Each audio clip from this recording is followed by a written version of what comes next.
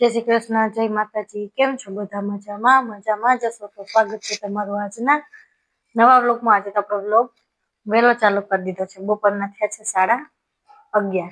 તો આજે બપોરે રસોઈમાં બનાવે છે ચણાની દાળ અને રોટલી. તો મેં દાળને બાફવા મૂકી દીધું છે અને લોટ પણ બાંધીને રાખી દીધો છે. હવે ખાલી દાળ બફાઈ જાય પછી સરસ મજાની ચણાની દાળ બનાવી નાખું અને પછી બનાવી નાખું રોટલી. ત્યાં તો જયુંનો જમવાનો ટાઈમ થઈ જશે, ત્યારે જયું પણ આવી જશે. અને હમણાં તો 2-3 દિવસથી બહુ ઠંડી પડે છે અને પવન પણ એટલો છે જેના લીધે ધૂળ પણ બહુ ઉડે છે. તો મેં પડદાને બધું આડું દઈ દીધું છે. રસોડાની બારી પણ મારે બંધ કરવી પડી.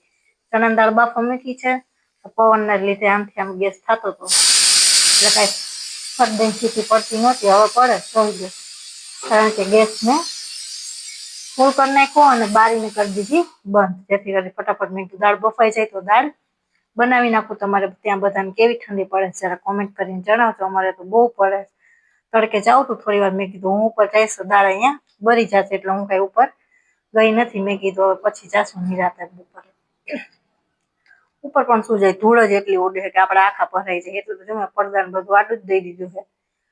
પછી આપણે જે કામ કર્યું હોય એ બધું પાણીમાં જાય, ધૂળ બધું થઈ જાય. એટલે પડદાને બધું આડું દઈ દીધું છે. બહારનો દરવાજો પણ મેં બંધ કરી દીધો છે, જેથી કરીને ધૂળ ઓછી અંદર આવે. તો પણ બહારના ફળિયામાં એટલી ધૂળ આવી જ જાય. બપોર થાય ને આપણે પાછું પોતું મારવું પડે. તો હવે દાળ બફાઈ જાય પછી હું વઘારી નાખું દાળ, પછી બનાવી નાખું રોટલી. તો તમે બધા વ્લોગ આગળ જોતા રહેજો. અહીંયા જો આપણી દાળ બફાઈ થઈ ગઈ છે તૈયાર. આપણે શાક વઘારવાનું ચાલુ કરી દીધું છે. અહીંયા તેલ ગરમ થઈ ગયું એટલે આપણે બધા આખા મસાલા નાખી દીધા, તજ ને લવિંગ, તમાલપત્ર, લાલ મરચું. પછી અહીંયા જો સરસ મજાની આદુ લસણની પેસ્ટ બનાવી, એમાં સુધારી નાખ્યું ટમેટું અને મરચું. બાકી બધા મસાલા નાખી દીધા, ચટણી ને ધાણા જીરું ને હળદર ને સરસ રીતે બધું આમાં નાખી દીધું છે. હવે મસાલા થઈ જાય પછી આપણે પેસ્ટ બનાવી છે, અહીંયા બધું આમાં કરેલું છે પેસ્ટ આમાં નાખી દીધી છે પહેલા જ આદુ લસણની.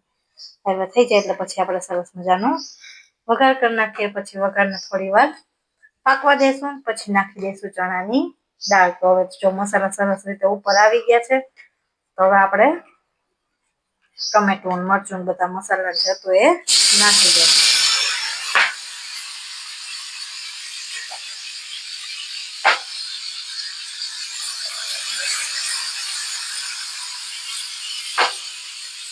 તો આપણે જો સરસ મજાનો વઘાર કરી નાખ્યો. હવે આના ઉપર તેલ આવે ત્યાં સુધી પાકવા દેશું.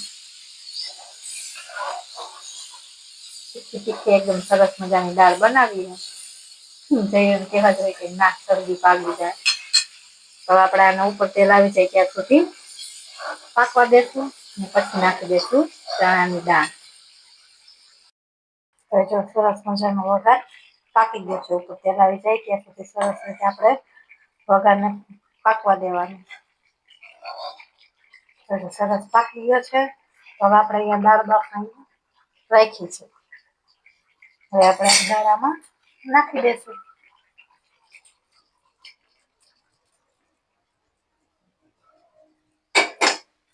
સરસ રીતે બધું મિક્સ કરી નાખશું.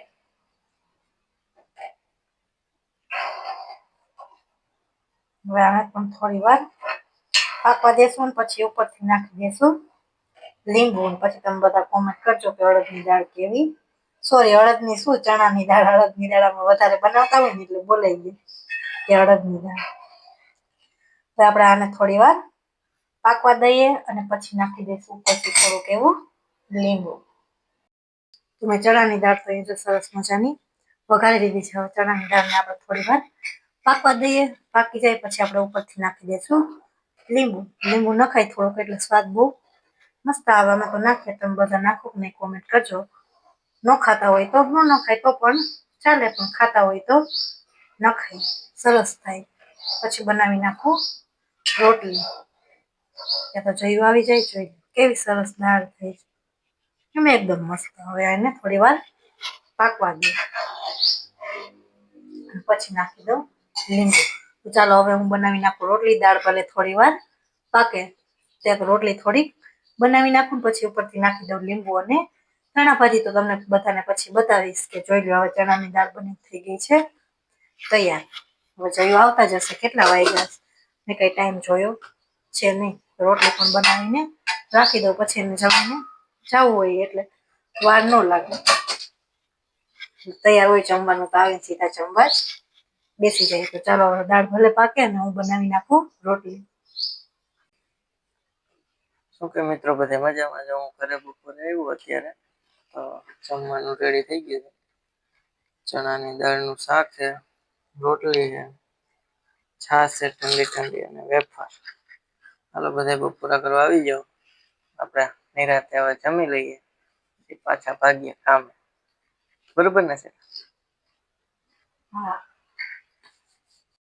ફેમિલી બધા મજામાં જઈશું કા.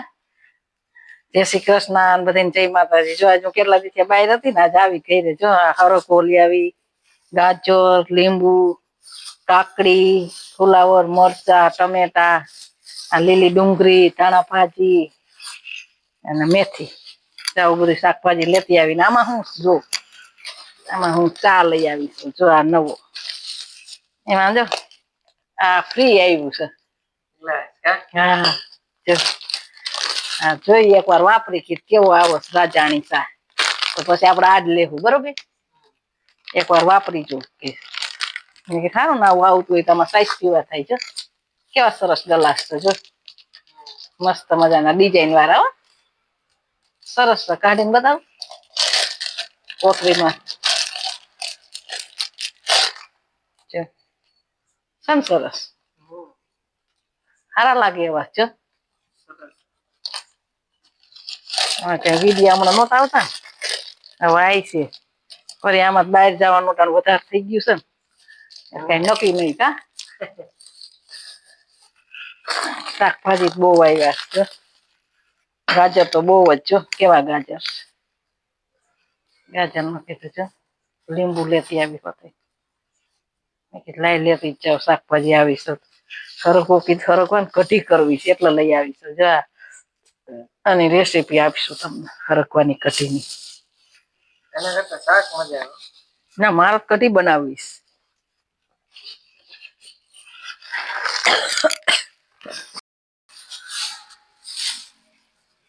ભાજી તો જો કેવી મસ્ત મજાની છે ને. લીલી ડુંગળી,